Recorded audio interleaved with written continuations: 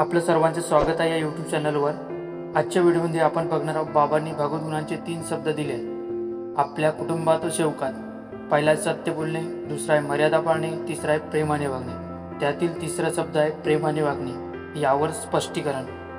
प्रेमाने वागणे तिसरा शब्द आहे। प्रेमाने वागणे म्हणजेच आपल्या मनातील राग नष्ट करणे होय। सेवकांनी आपल्या कुटुंबात व सेवकात सर्वांबरोबर प्रेमाने वागले पाहिजे। कोणावरही रागू नये।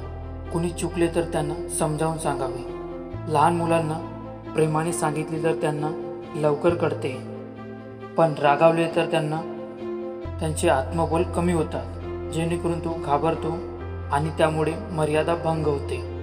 जिथे सत्य मर्यादाचे आचरण होते तिथे आपोआपच प्रेम निर्माण होतात। प्रेम हा भगवंताला आवडणारा प्रथम गुण आहे। नमस्कार सेवक सेविका,